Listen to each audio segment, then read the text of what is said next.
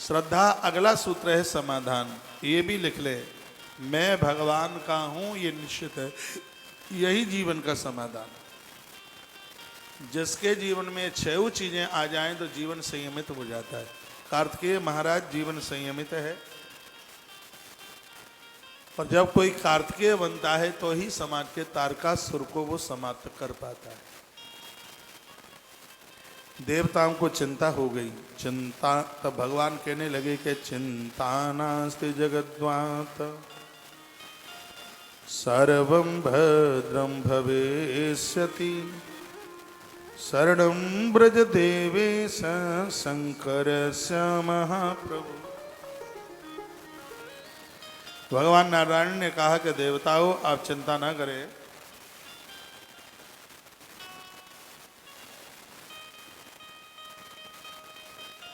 भगवान महादेव सब कुछ अच्छा कर देंगे, सब कुछ बढ़िया कर देंगे। सगरे देवता कैलाश पहुंचे, नंदी जी मिले। नंदी जी को पूछा कि महादेव कहाँ हैं? अब मैंने तो 1000 वर्ष हो गई गुफा में, अभी तक तो निकल के नहीं आए। देवता गुफा के पास पहुंच गए। भगवान विष्णु ने आवाज लगाई कि हे शंकरा शिवा कुत्र गतः सर्व प्रभुर्गणा निवेदयत न प्रीत्या दुःखितान् वै कृपालव। हे शंकरा शिवा कुत्र गतः सर्व प्रभुर्गुणा। हे शंकर, हे प्रभु, हम निवेदन करने को आपको आए। तारकासुर हमें बहुत परेशान कर रहा है, आप गुफा से बाहर निकल करके हमारा कल्याण कीजिए, हमारे ऊपर कृपा कीजिए। आपके चरणों में हमारी ऐसी प्रार्थना है।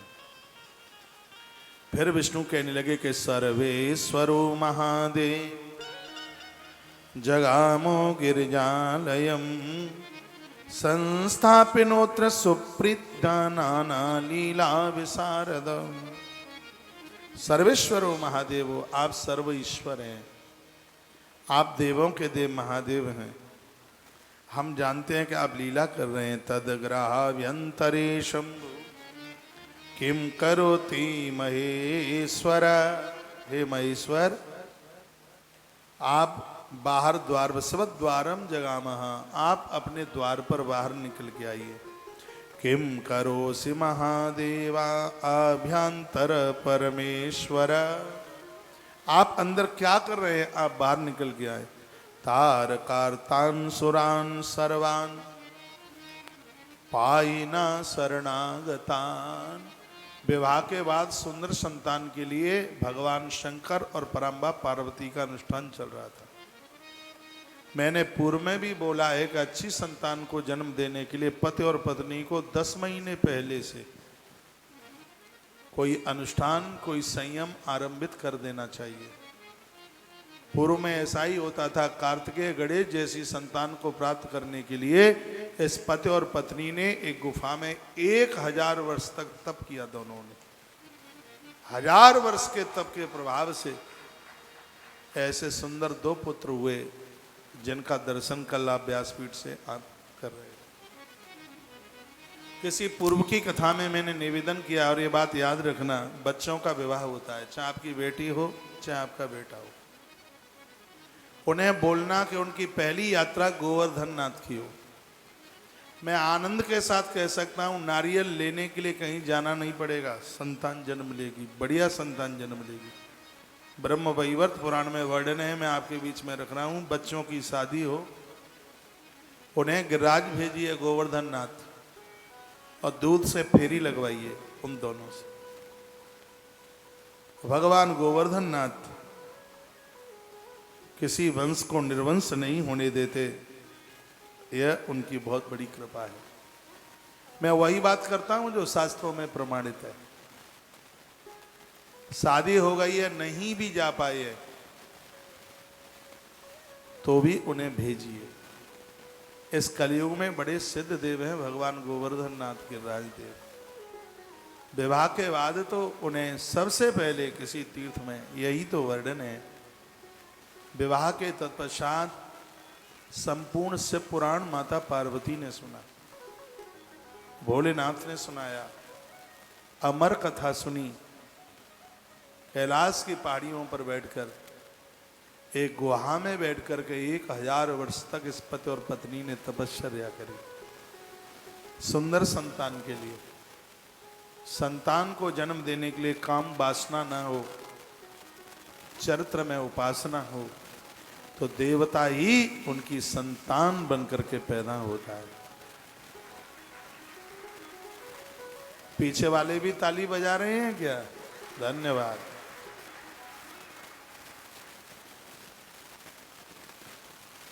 देवताओं की आंख में आंसू आ गए, रो पड़े, कहने लगे प्रभु तारकार्तान सुरान सर्वान पाहिना शरणागतान।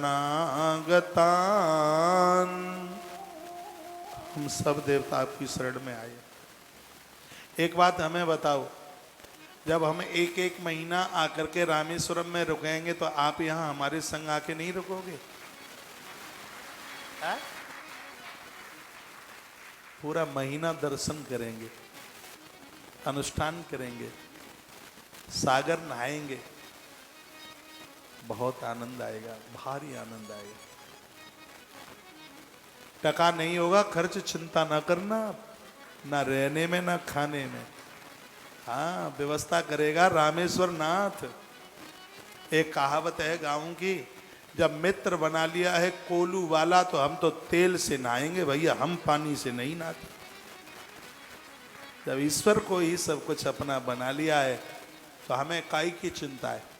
एक किसी ने राम जी को जीजा बना लिया, भक्तमाल में कथा आती है।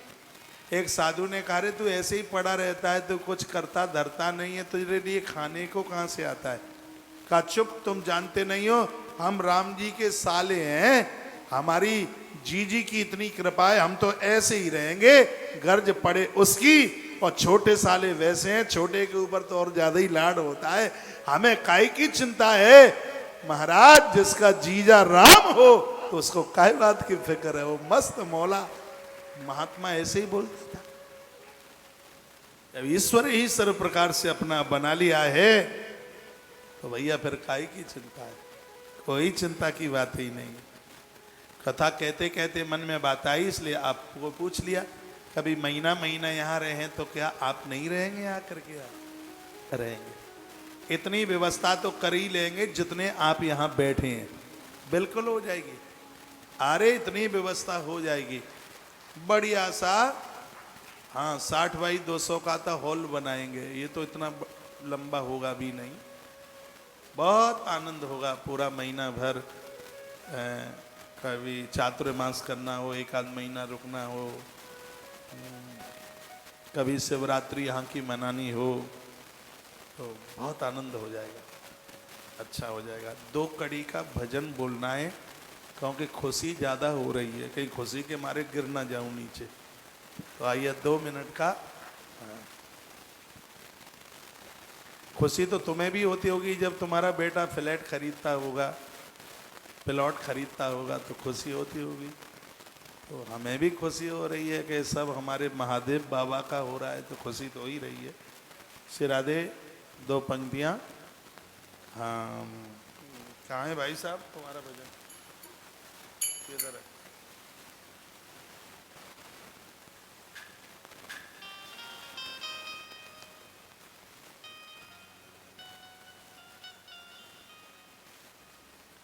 प्रभु मेरे मन को बना दे शिवाला, तेरे नाम की मैं जपूं रोज।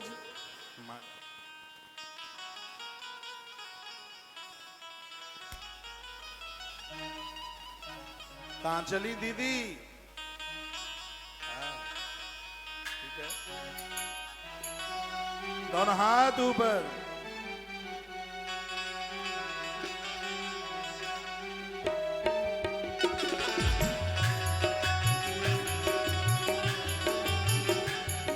प्रभु मेरे मन को बना दे शिवाला, तेरे नाम की मैं जपूं रोज माला।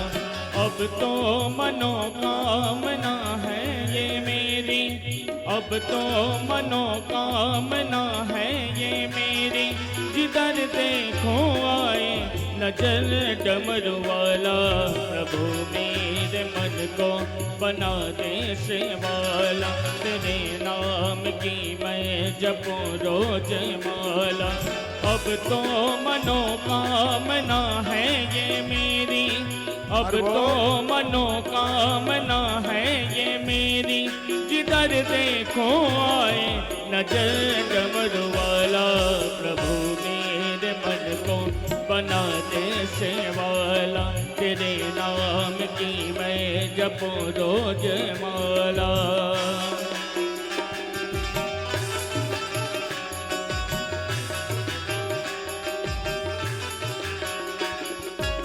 दोनों हाथ।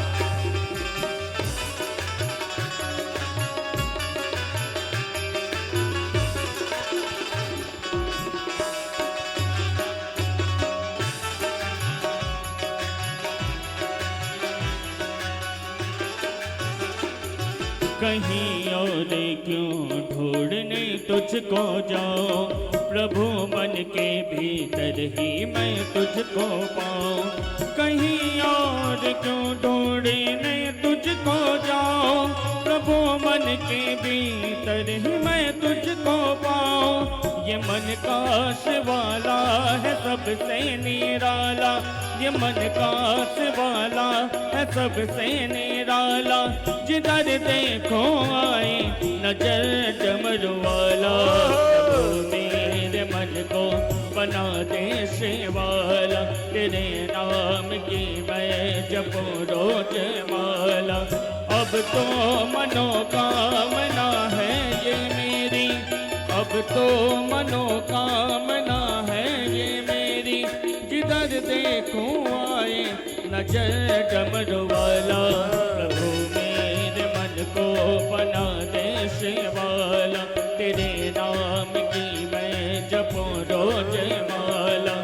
अब तो मनोकामना है ये मेरी, अब तो मनोकामना है ये मेरी, जिधर देखो आए नजर डमरू वाला।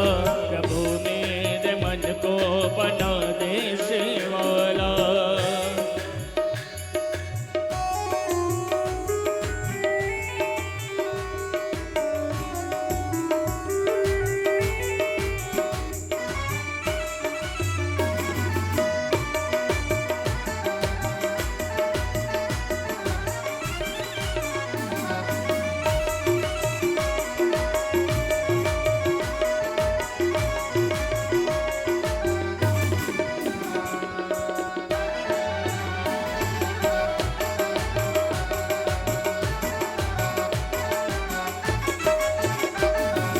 भक्ति पे अपनी है विश्वास, मुझको बनाएगा चरणों का तो दास मुझको।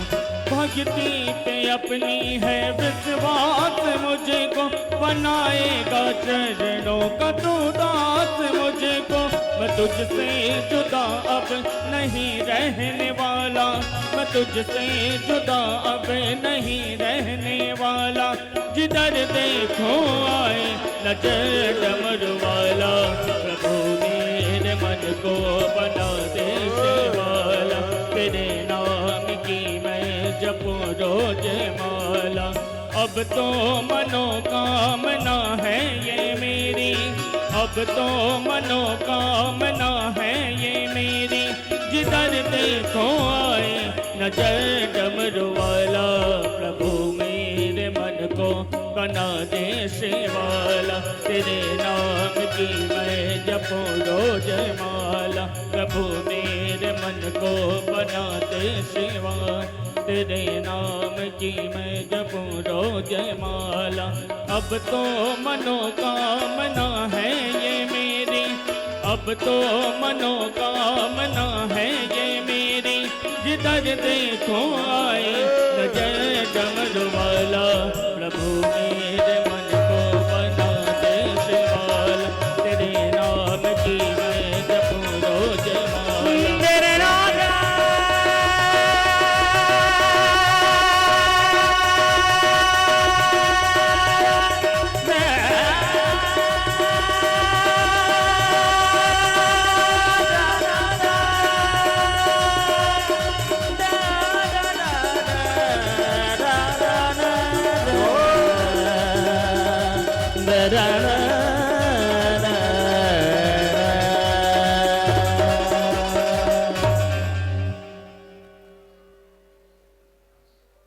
सब बैठ जाएं अपनी अपनी जगह पे। बोलिए बांके बिहारी लाल की जय हो, रामेश्वर नाथ भगवान की जय हो। जय जय श्री राधे, जय जय श्री राधे, जय जय। श्री राधे श्याम। आपका ध्यान इधर हो। भगवान ने गुफा के दरवाजे पर जाकर के ऐसा कहा तो भगवान शंकर पार्वती को छोड़ करके बाहर आ गए और क्या बोले, सुनो आपका ध्यान नहीं है। और आपका ध्यान नहीं होता तो कथा कहने में फिर मन भटक जाता है। इधर देखिए, शिव उवाच, भगवान शंकर ने कहा कि हे विष्णु हे विधि देवा सर्वेषां भो मनोगति यद भावि तद भवेत्तेव कोपि नो तन्निवारक। हे ब्रह्मा और विष्णु, मैं जानता हूं कि इस समय देवता तारकासुर के द्वारा कष्ट में है और मैं ये भी जानता हूं कि मेरा यह विवाह एक पुत्र को पैदा करने को हुआ है जो तारकासुर को मारे। 1000 वर्ष मुझे तप करते हुए इस गुफा में हो गया है। मेरी शक्ति इतनी अमोघ है, किसी भी नारी को यह ताकत नहीं है कि वो मेरी शक्ति को धारण कर ले, ऐसा भगवान शंकर बोले। और नारी मेरी शक्ति को धारण न करे तो फिर संतान जन्म कैसे ले। यह मैं विचार कर रहा हूं, आप बताइए मुझे क्या करना होगा। तो शीघ्र देवताओं ने अग्निदेव को तैयार किया और अग्नि देवता को कहा, भगवान शिव की शक्ति को तुम धारण कीजिए। अग्निदेव राजी हो गए और उन्होंने शीघ्र ही कबूतर का भेष बना लिया। भगवान शंकर की शक्ति का पात हुआ और अग्निदेव ने उसको स्वीकार कर लिया। अब हुआ यह है कि देवता लोग अग्नि के मुख से भोजन करते हैं। जहां जमीन का वो दिखाइए, वहां सागर दिखाइए। तो देवता जो हैं वो अग्नि देवता के मुख से भोजन करते हैं। अग्निदेव ने उस शक्ति को ग्रहण किया तो परिणाम ये निकला कि जितने भी देवता थे ऐसा लग रहा था कि वह सब गर्भित हो गए। ऐसा लग रहा था कि सब देवताओं के पेट में संतान आ गई। देव बड़े परेशान।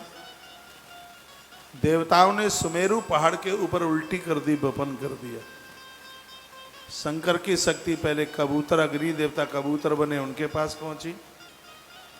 उसके बाद में वो शक्ति देवताओं के पास आई।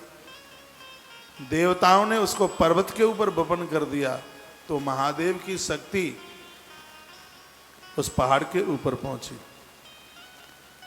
पर्वत सहन नहीं कर पा रहा था उस शक्ति को, तो पर्वत ने वह शक्ति गंगा जी में जाके उड़ेल दी। वर्ण है, देखते देखते गंगा जी में महादेव की शक्ति के द्वारा एक वीर बालक पैदा हो गया, वीर बालक प्रकट हो गया। गंगा जी ने अपने थपेड़ों के द्वारा उस पुत्र को अपने किनारे पर ले जाकर के पहुंचा दिया। एक बच्चा प्रकट हो गया, सरकन्नों में वह पड़ा हुआ था। रोने लगा, आंख में आंसू थे। सामने से महात्मा विश्वामित्र जी निकले। भगवान की किसी प्रेरणा से, कृपा से निकले। तस्मिन् बसरे तातः विश्वामित्र प्रतापवान प्रेरितो विदिना तत्रां गच्छत प्रीतो ईदक्षरया। श्री विश्वामित्र जी निकले तो छोटा बच्चा बोलने लगा। उस बालक ने कहा, महात्मा जी इधर आइए, मेरा नाम संस्कार कर दीजिए।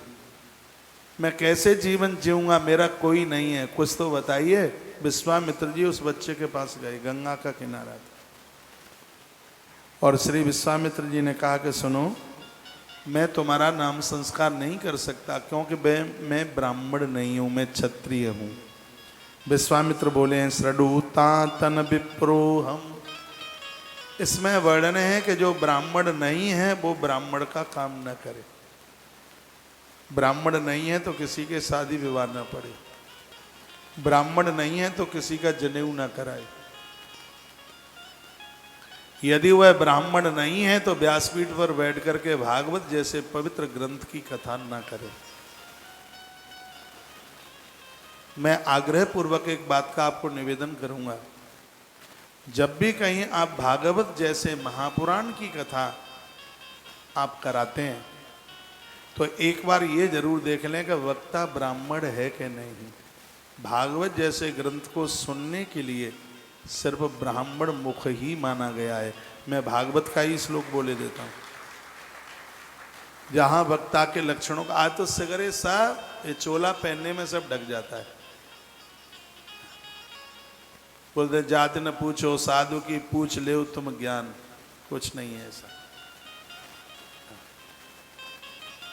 चलो ठीक है, साधु हैं, बढ़िया है, हम बंधन प्रणाम करते हैं, लेकिन तुम ब्राह्मण नहीं हो तो दीक्षा मत दो किसी को। यदि तुम ब्राह्मण नहीं हो तो भागवत जैसे पवित्र ग्रंथ का अपमान मत करो।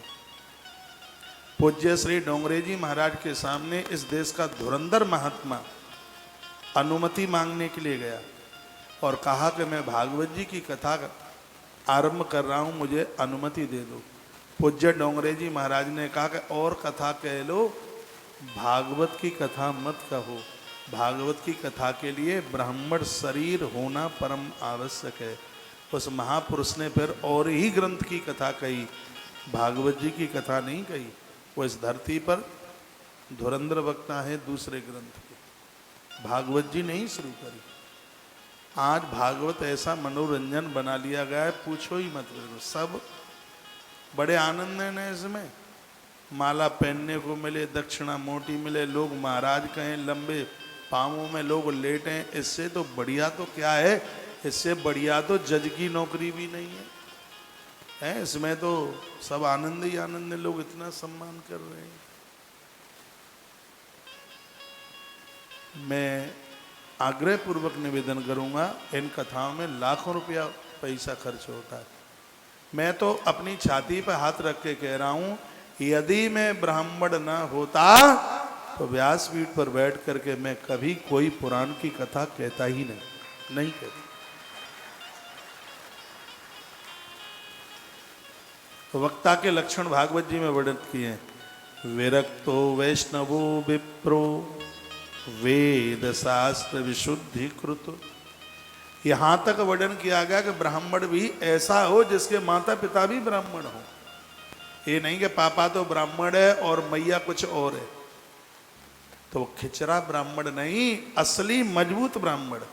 तो भगवान की कृपा से तो मेरा बाप भी ब्राह्मण और मेरी अम्मा भी खाटी ब्राह्मण है। हम लोगों के यहां तो वो 4 गोत्र और देखे जाते हैं, भले ही कोई बिना विवाह के रह जाए, लेकिन वो 4 गोत्र देखे जाते हैं, तो उसके बिना तो संबंध ही नहीं होता। विरक्तो वैष्णवो विप्रो वेद शास्त्र विशुद्धि कृत दृष्टांत कुशलो धीरो वक्ता कार्य सब प्रिय।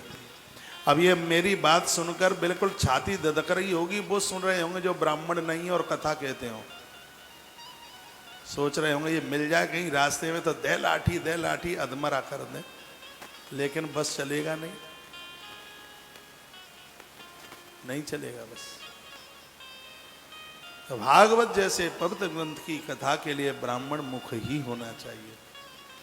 गुरु मंत्र सुनने के लिए ब्राह्मण मुख ही होना चाहिए। ब्राह्मण ही सबका गुरु हो सकता है और कोई नहीं हो सकता। चाहे कितना भी बड़ा महात्मा हो, ईश्वर प्रकट कर दिया हो, लेकिन दीक्षा लेते समय ये जरूर विचार कर लें कि श्रीमान ब्राह्मण है कि नहीं, क्योंकि वेद पढ़ने का अधिकार उन्हें है। भागवत जैसे पवित्र ग्रंथ की कथा गायत्री जपने का अधिकार उन्हें है। और एक बात और कहूंगा, जब भी कभी दीक्षा आप लेते हैं तो ये देखें कि जिनको गुरुजी बना रहे हो उनका कोई गुरु है कि नहीं। मेरे महाराज जी कहते हैं कि जिसका कोई गुरु नहीं है वो किसी का गुरु हो ही नहीं सकता।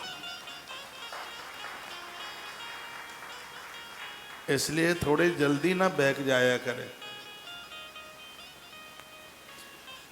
कितनी अच्छी बात ये कह दी। इन्होंने कहा कि सणुता तन विप्रो हम गादी क्षत्रिय बालक। मैं ब्राह्मण नहीं हूं, कैसे तुम्हारा नाम संस्कार कर दूं। वर्णन इस ग्रंथ में जो किया गया है वो अद्भुत है।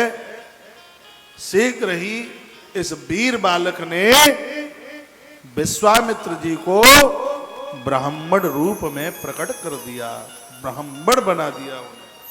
चाहे शरीर छोड़ा, जो भी हुआ, कैसे हुआ, लेकिन शिव पुराण में लिखा है कि इस वीर बालक ने गंगा के किनारे ही एक क्षत्रिय विश्वामित्र को ब्राह्मण रूप में परिणत कर दिया।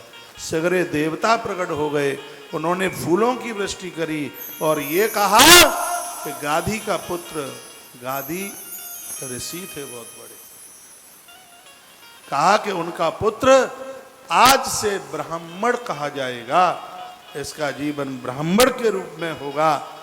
उसके तत्पश्चात फिर उन्होंने ब्रह्मत्व को प्राप्त किया, गायत्री जपी फिर उन्होंने, और फिर इस बच्चे का नाम संस्कार उन्होंने किया। इस बालक का सबसे पहला नाम उन्होंने रखा स्कंध, स्कंद, जिसके कंधे बड़े मजबूत हैं, नाम स्कंद रखा गया। और गंगा पुत्र नाम रखा गया क्योंकि गंगा जी में प्रकट हुआ था बालक। आग्नेय, क्योंकि अग्नि देवता ने कबूतर बनकर महादेव की शक्ति को स्वीकार किया था, इसलिए इनका नाम आग्नेय है। इस बालक का नाम आग्नेय हुआ। पुरोहितम चकारासु विश्वामित्रम सुचे सुता तदारभ्य दुजबरो नाना लीला विशारद। पुरोहित बनकर के ये सब नाम संस्कार कर दिया गया है। श्री विश्वामित्र जी महाराज तो ये सब करके चले गए। सर्दी का समय था, वहां पर 6 कृतिकाएं स्नान करने को पधारी। सुबह का समय था, जैसे वो स्नान करके गंगा जी में से आई तो एक सरकंडों के बीच में बच्चा उन्हें दिखाई दिया। तो एक ने दूसरी से कहा, ओ बहन देखो देखो देखो देखो, वर्णन है कि सप्त ऋषियों में से 6 महात्माओं की पत्नी थी। अरुंधति नहीं आ पाई किसी काम के द्वारा, वो किसी काम में लगी थी। अरुंधति माता को छोड़ करके और 6 महात्माओं की पत्नियां आई थी। उन्हीं को 6 कृतिकाओं के नाम से जाना जाता है। उन्होंने कहा, देखो बेटा कितना सुंदर है, कितना सुंदर है, कितना सुंदर है, इसे मैं अपना दूध पिलाऊंगी। अब वो आपस में झगड़ने लगी कि मेरा बालक है, मेरा बालक है। तो छोटा सा बच्चा बोल उठा, कहने लगा, मेरी माताओं लड़ो मत, मैं तुम 6 का दूध एक ही साथ पी लूंगा। देखते देखते गंगा किनारे में इस बच्चे ने अपने 6 मुख धारण कर लिए और 6 मुंह से माताओं का दूध पिया। शीघ्र ही ब्रह्मा जी ने इस बच्चे का नाम रख दिया। बोलिए सडानन महाराज की जय हो। इनका नाम सडानन रख दिया। 6 देवियां इस बच्चे को अपने धाम लेके गईं, कृतिकाएं। इनका लालन पालन किया और शीघ्र ही इस बच्चे का नाम हो गया, कृतिकाओं ने पालन किया इसलिए नाम हो गया। बोलिए श्री कार्तिकेय जी महाराज की जय हो। ये कार्तिकेय जन्म की कथा बड़ी अद्भुत है। जो मल्लिकार्जुन भगवान है ना, तो इन्होंने ही प्रकट किए हैं ज्योतिर्लिंग रूप में। तो श्री शिव महापुराण में भगवान कार्तिकेय की कथा बड़ी अद्भुत है। कार्तिक पूर्णिमा को इनका एक विशेष दिन माना गया। मल्लिकार्जुन भगवान कार्तिक पूर्णिमा को प्रकट हुए अनादिकाल में। आज भी वहां लाखों लाखों लोग होते हैं मेले में, मेले के समय पर। तो माता कृतिकाओं ने 6 कृतिकाओं ने लालन पालन पूजन की, उनका लालन पालन किया। तो देवताओं ने इनका एक और नाम रख दिया, वो हुआ है श्री कार्तिकेय जी, कार्तिकेय। बालक छोटे से बड़ा होने लगा, माताएं बड़े लाड और दुलार के साथ में पालने लगी। मन को बड़ा आनंद होने लगा। इधर जब बहुत समय व्यतीत हो गया, तब एक दिन माता पार्वती ने भोलेनाथ को कहा कि तुम मुझे गुफा में छोड़ करके आए। देवताओं की स्तुति करने पर तुम्हारी शक्ति का पात हुआ। तुम्हारी शक्ति किसने स्वीकार करी? उससे जरूर कोई न कोई संतान पैदा हुई होगी, मुझे वो संतान चाहिए। भगवान भोलेनाथ ने कहा, देवी, देवता नहीं माने, मेरा बहुत उन्होंने आह्वान किया, मेरी शक्ति को अग्नि ने स्वीकार किया। माँ इतनी कुपित हो गई। पार्वती माता ने 2 श्राप तत्काल दे दिए। अग्नि देवता को तो श्राप दिया कि तू सर्वभक्षी हो जाए, तेरे अंदर जो भी कुछ डाला जाए सबको तू जला करके राख कर दे। तूने मेरे भाग की शक्ति को तूने स्वीकार किया, मैं तुझे श्राप देती हूं कि हे अग्नि, तू सर्वभक्षी हो जाए। तब से लेकर आग में जो भी कुछ डाला जाता है वो सब समाप्त कर देता है। दूसरा श्राप देवताओं को माता पार्वती ने रोते रोते दे दिया और कहा कि तुम इतने बड़े स्वार्थी हो, अपने स्वार्थ के लिए किसी सामने वाले का तुम जीवन नहीं देखते। तुमने मेरे पति को मुझसे दूर किया और उस काल में जहाँ 1000 वर्ष तपस्या के बाद हम संतान जन्म के लिए एक दूसरे के साथ समागम करना चाहते थे और उस समय तुमने मुझे मेरे पति से दूर किया। मैं तुम्हें श्राप देती हूँ कि तुम्हारी पत्नियां हैं वो बांझ हो जाएं। आज भी देवताओं की घरवालियों को संतान नहीं होती, माता पार्वती ने श्राप दे दिया है। उसमें माता पार्वती भी आ गई, क्योंकि वो भी तो महादेव की गृहिणी है। इसलिए कार्तिकेय और गणेश दोनों का जन्म दूसरे हिसाब से हुआ है। देव पत्नियों के उदर से उस श्राप की वजह से आज तक किसी का जन्म नहीं हुआ।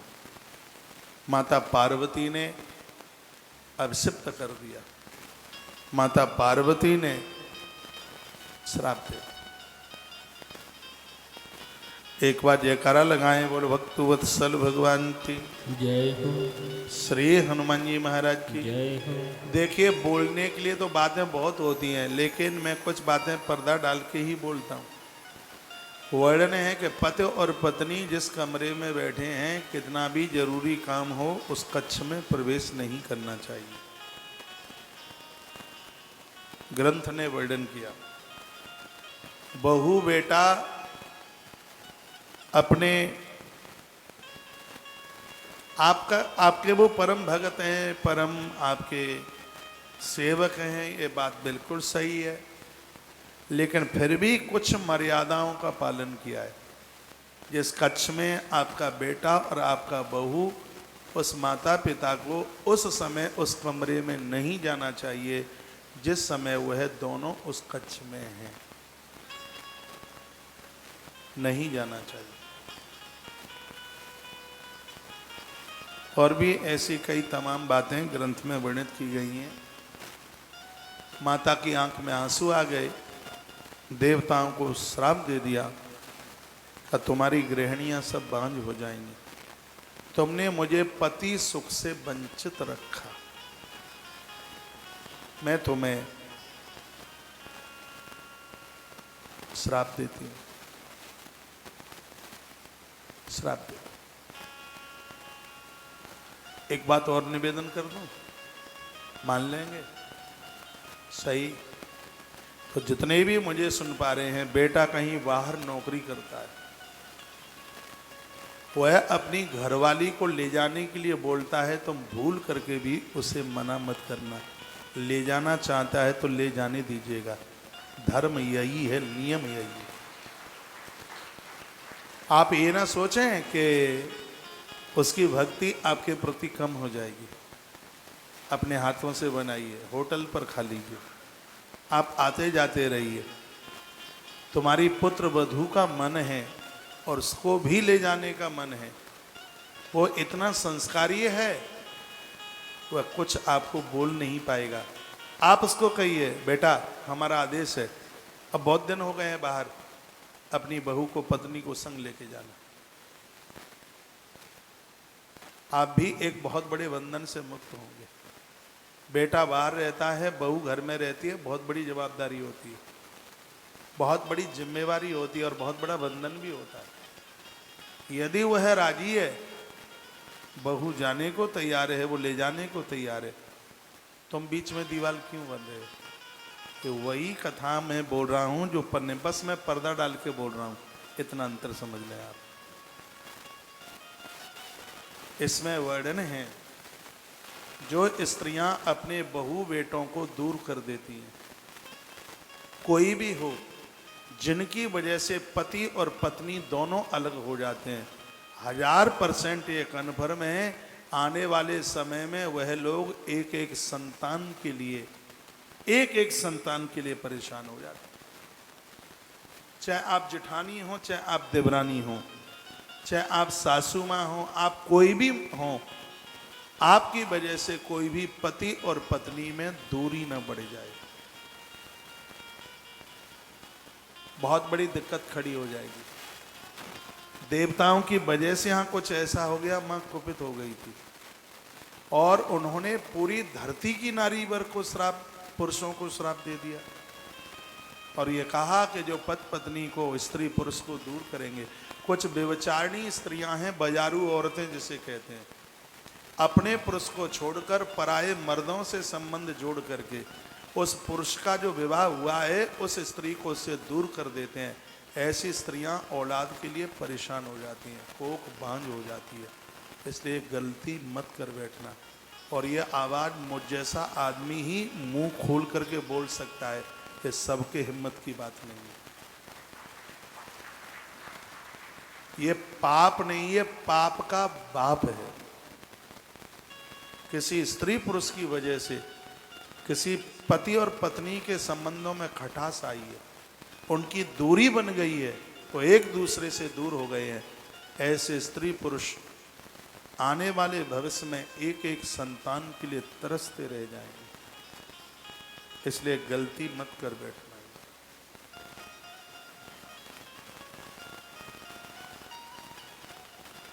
कथाएं हमें सीख देती हैं, ये किस्सा नहीं है, ये टाइम पास करने के लिए साधन नहीं है।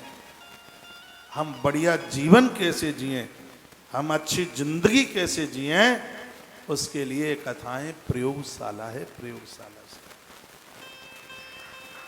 3 बातें मैंने आपके बीच में रखी हैं, इनके ऊपर जरूर ध्यान दीजिएगा।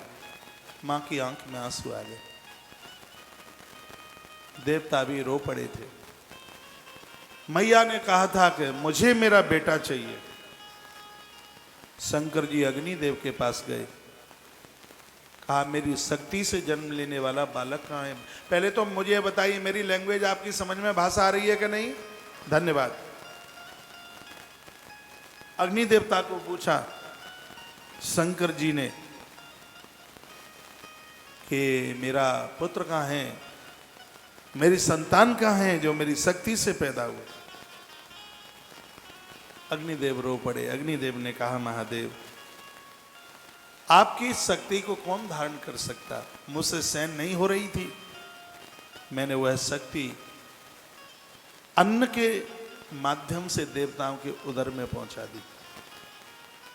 शंकर जी देवताओं के पास पहुंचे, देवताओं को कहा कि बताइए शक्ति कहाँ है? तो देवताओं ने कहा कृता प्रतिज्ञाम यो को हो, जवाब दे दिया। कहा क्या करें, हमारी तो प्रतिज्ञा आई थी कि आपके द्वारा संतान को जन्म दिलवाना है, लेकिन वो हमें लगा कि संतान हमारे ही पेट में आ गई, हम सहन नहीं कर पा रहे थे, तो हमने वो पर्वत के ऊपर जाकर उसका वपन कर दिया। शंकर जी पहाड़ के पास पहुंचे तो सुमेरु को पूछा मेरी शक्ति से जन्म लेने वाली संतान कहाँ है? तो गिरिरु उवाच, पर्वत ने कहा कि वीर्यम सोडुम सक्तो हम तब शंकर लोलुपा गंगायाम प्राक्षिपम सद्यो दुष्हम परमेश्वर। पर्वत ने कहा कि देवताओं ने जब शक्ति का मेरे ऊपर वपन कर दिया तो मैं बीच में से फटने लगा। आदमी की शक्ति में बहुत बड़ी ताकत है। जो ब्रह्मचर्य साधना का निर्वहन करते हैं वो लोग बड़े शक्तिवान हो जाते हैं। इसलिए तो मैं कहता हूं कि लंका को हनुमान जी ने नहीं, लंका को हनुमंत लाल जी की भावी शक्ति ने जला करके राख कर दिया। धरती पर बड़ी बड़ी शक्ति है, लेकिन ब्रह्म संयम से बढ़कर के कोई शक्ति नहीं। इसका नाम ब्रह्मचर्य इसलिए है, इसका आचरण करने से लोग ईश्वर में समाहित हो जाते हैं। कुकर्मियों की तरफ तो भगवान कभी देखता ही नहीं है। कुकर्मियों का यज्ञ नहीं लगता, उनका कोई भी श्राद्ध नहीं लगता। इसलिए हम मनुष्य बनकर के आए और जानवरों जैसे काम करें, ये बिल्कुल भी नहीं होना चाहिए। स्त्री पुरुष को संयमित जीवन जीना चाहिए। वर्णन किया है कि ऋतुकाल में 4 दिन के बीच में कोई पुरुष स्त्री के बीच में जाता है और कहीं नारी के गर्भ में संतान आती है तो पूरा मूर्ख चांडाल ही पैदा होता है धरती पर। ऐसा हमारे ग्रंथों में वर्णन है, ग्रंथों में लिखा है। इसलिए इन अपराधों से व्यक्ति को बहुत बच करके रहना चाहिए। ऋतुमती धर्म के 7वें दिन के बाद जितनी भी सम संख्या है उसमें स्त्री पुरुष का जो संग है अच्छी संतान और पुत्र को जन्म देता है, और जो विषम संख्या है 7 माहें 9 माहें 11 माहें ये दिन है वह बेटियों को जन्म देने वाला है। 7 और 16 दिन के बीच में जन्म लेने वाली जो संतान है वो इस धरती पर एक विशेष महापुरुष के रूप में पैदा होती है। भले ही वंश निर्वंश हो जाए, 7 दिन से पहले ऋतुकाल धर्म में संतान की चाहत रखने वाले मर्दों को, पुरुषों को अपनी गृहिणी के पास भूल करके भी नहीं जाना चाहिए। ऐसा हमारे धर्म ग्रंथों में कहा गया है। ये बातें कौन बताएगा? तुम मानते नहीं, इसलिए कुकुरमुत्ते जन्म ले रहे हैं, पगले मूर्ख एकदम। इसमें उनकी कमी नहीं है जितनी की कमी माता पिता की कमी है, माँ बाबूजी की कमी है। इसलिए ध्यान रहे इस बात के लिए। एक बार जयकारा लगाएं, बोलो बांके बिहारी लाल की जय हो। बेटियों के जन्म के लिए 11वां दिन, 9वां दिन और 7वां दिन बहुत बढ़िया है। पुत्र के जन्म के लिए 8वां दिन, 10वां दिन, 12वां दिन और अद्भुत 14वां दिन बहुत ज्यादा बढ़िया है। जिस दिन ऋतुकाल धर्म हुआ है उस दिन से गिनती शुरू होती है।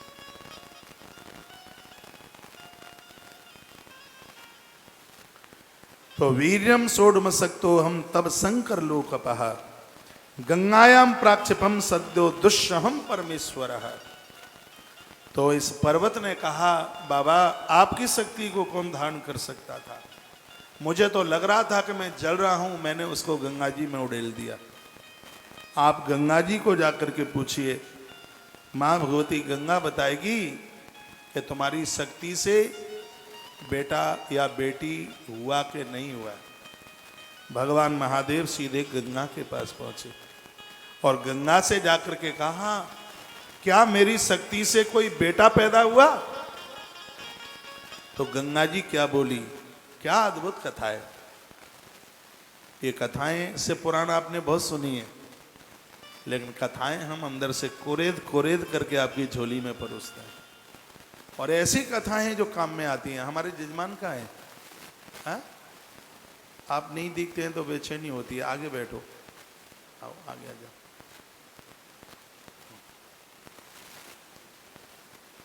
कथा में एक परीक्षित जजमान की उतनी ही महिमा है जितनी व्यासपीठ की महिमा है। तो गंगा जी को पूछा, और बस 15 मिनट है, बस 1:45 बज गया। तो गंगो उवाच, आपको भूख तो नहीं लगी है तो आरती करा दूं? बता देना। हाँ, कितनों को लगी है भूख हाथ उठाओ, कितनों को नहीं लगी है भूख वो हाथ उठाओ। धन्यवाद। भोजन प्रसाद ठीक बन रहा है? हाँ? अच्छा, बढ़िया। गंगो उवाच, गंगा जी ने कहा, वीर्यम सोढ़ुम सक्ता हम तब शंकर लोकुपः व्याकुलाति प्रभुनाथ निक्षिपम सरकानने। गंगा जी ने कहा, आपके बेटे को मैं सहन नहीं कर पाई तो मैंने अपने थपेड़ों के साथ उसको सरकंडों के बीच में छोड़ दिया। आप मेरे किनारे पर जाकर के पूछ लें। हवा चल रही थी उस समय बड़ी जोर से। गंगा जी बोली, तो वायु देवता को पता होगा बच्चा पैदा हुआ ये बिल्कुल पक्का है, गंगा जी बोली, क्योंकि मेरी कोख में पैदा हुआ था, इसलिए उस बालक का कार्तिकेय का एक नाम गंगे और है, गंगा जी में प्रकट हुआ था वो, इसलिए उसका नाम गंगे है। मैया ने कहा ये मैंने देखा है, वो बच्चा ही था, बेटा था बाबा, बेटी नहीं बेटा था, और मैंने अपनी लहरों के साथ उसको किनारे पर छोड़ दिया।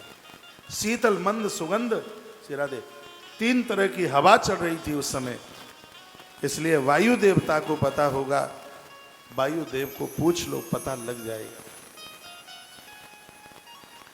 तो भगवान शंकर ने वायु देव को पूछा तुमने मेरे पुत्र को देखा है, कहाँ है? तो वायुरो उवाच, वायु देवता ने कहा कि सरेषु पतितम वीर्यम सद्धो बालो बभूवः अतीव सुंदरम संभो सुनद्धा पावने तटे। वायु देवता ने कहा मैंने तो इतना सुंदर बालक ही नहीं देखा कभी अभी तक, मैं तो रास्ते ही भूल गया, हवा चला रहा था, क्या करूं, उस समय भोर था, सूर्य नारायण उदित हो रहे थे, और मैं उस बच्चे को सूर्य देवता के अधीन करता हुआ मैं वहां से चल पड़ा था। ये अब सूर्य देव को पता होगा कि बच्चा कहां चला गया। ये प्रकृति हमारी और आपकी सबकी कैसे रक्षा करती है, हवा हमारी रक्षा करे, जल हमारी रक्षा करे, सूर्य देवता हमारी रक्षा करते हैं।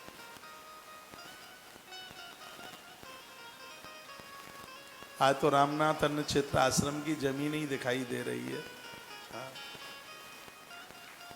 निम्बार्क आश्रम के बिल्कुल बगल में, ताली मत बजाना, हाँ।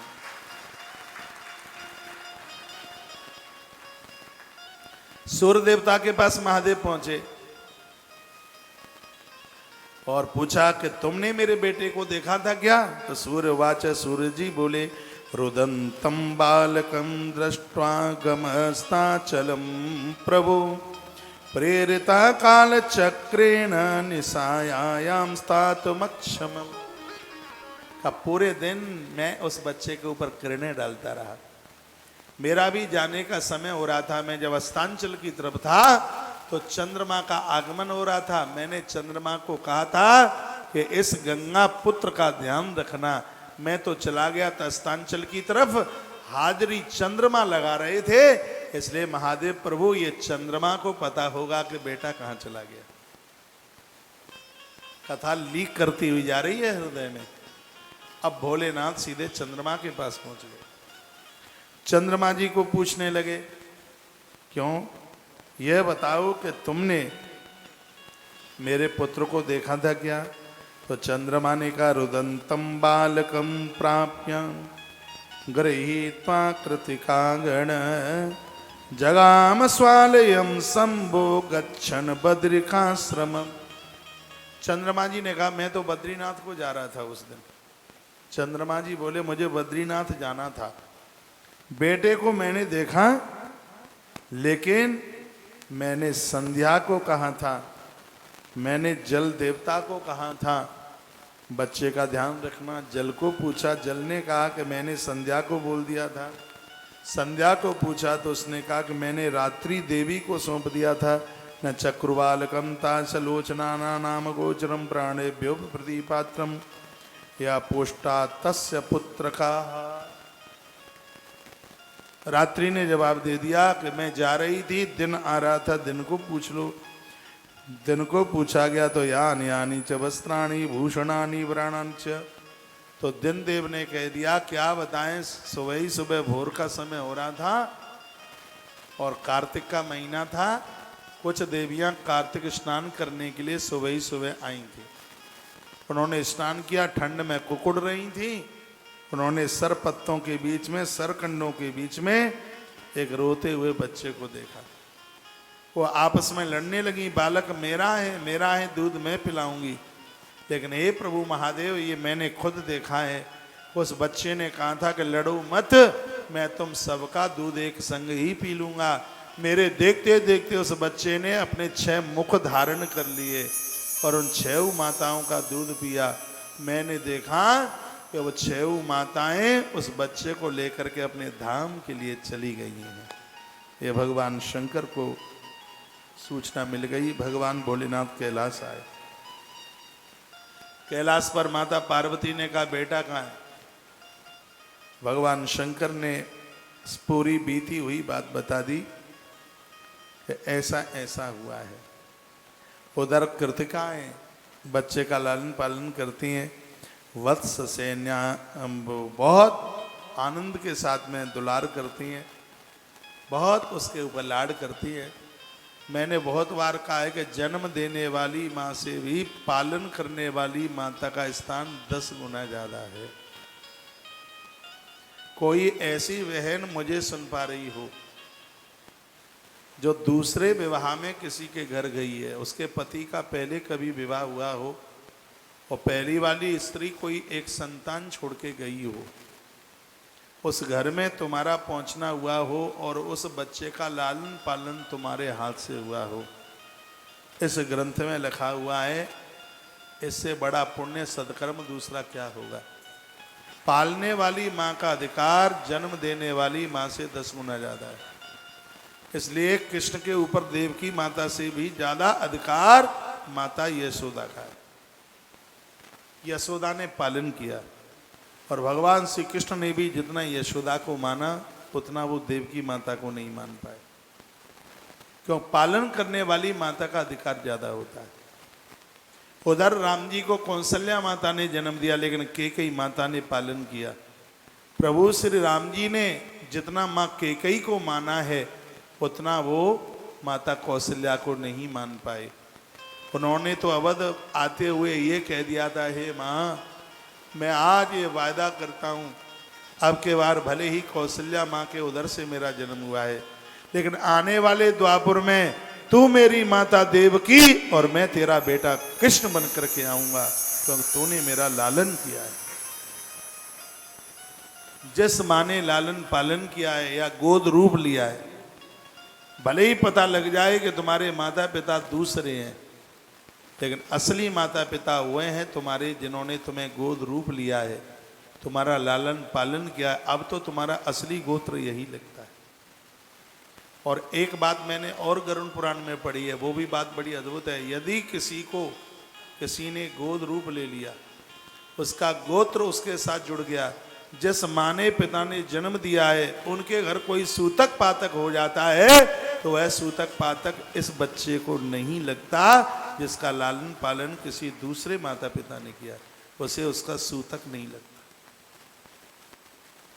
और उसके द्वारा पिंडदान करने पर, तर्पण करने पर वही फल मिलता है जो फल अपने पेट से जन्म लेने वाले बच्चे के द्वारा किए गए पिंडदान के द्वारा जो प्राप्त होता है। 6 प्रकार के पुत्र बताए गए, उसमें एक पुत्र ये भी है जिसकी मैं चर्चा कर रहा हूं। एक पुत्र ये भी है, उसमें 6 तरह के हैं, किसी कथा में वर्णित कर दूंगा। तो माता कृतिकाएं जो थीं, 6 कृतिकाएं उन्होंने अपने पुत्र रूप में स्वीकार कर लिया। बहुत आनंद के साथ लालन करती हैं, पालन करती हैं। मैसेज में लिखा है, बहन अमिता सिंह उड़ीसा से आप लिख रहे हैं, अद्भुत कथा, अद्भुत कथा, इतनी अद्भुत अनोखी, एक एक बात क्लियर।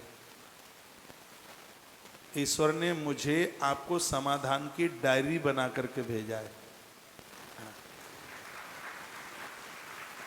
समाधान करता रहूंगा जीवन पर्यंत। जितनी बार कथा होगी उतनी ही बार कुछ नई नहीं। समुद्र में जितनी बार डुबकी लगाओ उतनी ही बार मोती मिलते हैं, शंख मिलते हैं।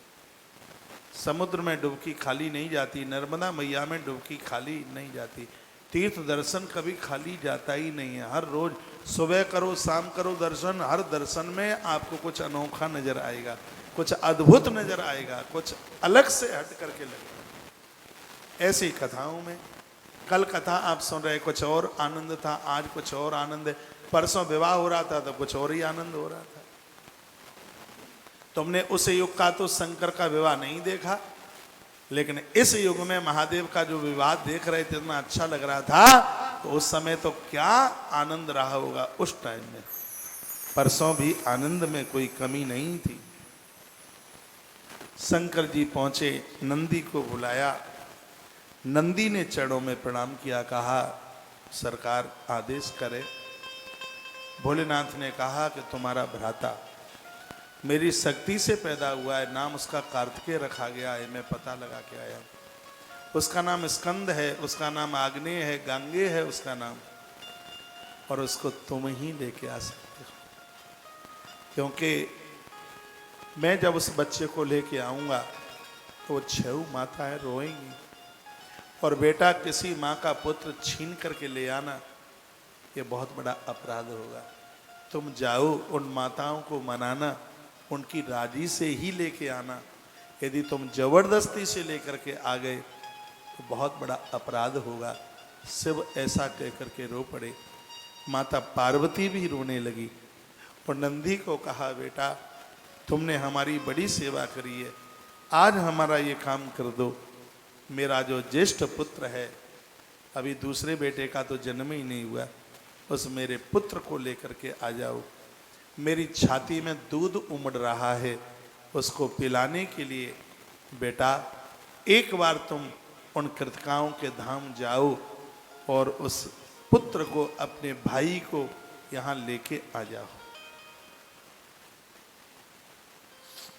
अपने पास में एक ऐसा आदमी रखिए जो तुम्हारा बायां हाथ हो। तुम्हारे पास 2 हाथ हैं, एक हाथ है तुम्हारी पत्नी का, तुम्हारा कुछ नहीं है, और एक हाथ उसका है जिसके ऊपर तुम बहुत भरोसा करते हो। जब कभी आप घर से बाहर जा रहे हैं, वो ये पूरा संभाल ले, ऐसा आदमी तैयार कर। तुम्हारे वहां पर न होने पर अव्यवस्था न हो, चाहे आप फैक्ट्री के मालिक हों, चाहे आप दुकान के मालिक हों, ऐसा वफादार, ऐसा ईमानदार, जिसके ऊपर आपने सर्व प्रकार से भरोसा किया है, ऐसा व्यक्ति संसार में हर पुरुष के पास में ऐसा होना चाहिए। वो ये जरूरी नहीं है कि तुम्हारे कुटुंब खानदान का ही हो, दुनिया में कहीं का हो। ऐसे आदमी की खोज पड़ताल में लग जाना और उस आदमी का तुम्हारे पास होना जरूरी है। राम जी की वजह इसलिए है कि ऐसा राम के पास में है जैसे हनुमान कहते हैं, ऐसा शंकर के पास में है जिसको नंदी कहते हैं। जिसको वो नंदी ऐसा ही है, हनुमान भी ऐसा ही है, जिनके ऊपर बड़ा भरोसा है। राम कहते हैं मेरा काम पूरा होगा, मेरे पास हनुमान है। महादेव कहते हैं मेरा भी काम नहीं रुकेगा, मेरे पास नंदी है।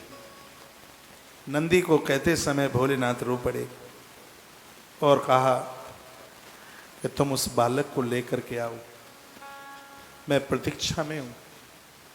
नंदी, वो बालक साधारण नहीं हो सकता। मैंने 1000 वर्ष तक तप किया है सेवा के साथ, और उस तपस्या के तत्पश्चात वह बालक मुझे उस तपस्या के फल के रूप में ही प्राप्त होने वाला है। वो माताएं राजी से विदा कर दें, उन्हें कोई कष्ट ना हो, तुम्हें ऐसा करना है। नंदी, क्या तुम ऐसा कर दोगे? एक यहां और अद्भुत बात आ गई। मंदिर में दर्शन करें, नंदी को प्रणाम जरूर करें। नंदी ऐसे हैं, परिवार के लोगों की संख्या में कमी नहीं आने देते, संख्या बढ़ती जाती है। महादेव के गढ़ नंदी ऐसे। राम दरबार में हनुमान का होना जरूरी है, शिवालय में नंदी का होना जरूरी है। आपके घर में भले ही नहीं, जो प्राण प्रतिष्ठित मंदिर हैं उसमें नंदी का होना बहुत ज्यादा जरूरी है। इनके प्रति हमारी श्रद्धा। नंदी जी की आंख में आंसू आ गए।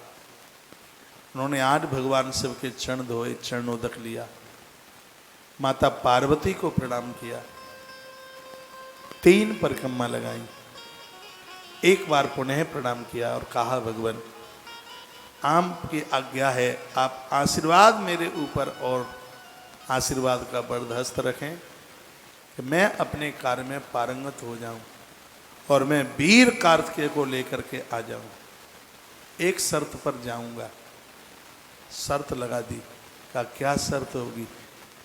जिस वीर पुत्र को मैं लेने के लिए जा रहा हूं, आप वायदा करें देवताओं का सेनापति वही बालक होना चाहिए। भगवान महादेव ने कहा ऐसा ही होगा, पहले ही बोल दिया। फिर नंदी ने कहा प्रभु मैं जाऊंगा, लेकिन अभी नहीं जाऊंगा। शंकर जी ने पूछा तो फिर कब जाओगे? तो नंदी ने कहा अब 2 बज गए हैं, 4 बजे जाऊंगा। तो 4 बजे नंदी कार्तिकेय जी को लेने को जाएंगे। आर की कथा हल्ला बोले, बहुत आनंद आएगा। अभी पिछली जितनी भी कथाएं 7 दिन में हुई हैं, सबसे 1.5 बुलंदा ऊपर की आज की कथा है। 4 बजे परिसर में पहुंच जाना, उससे पहले पहले भोजन प्रसाद ले लेना, भूखे मत बैठना।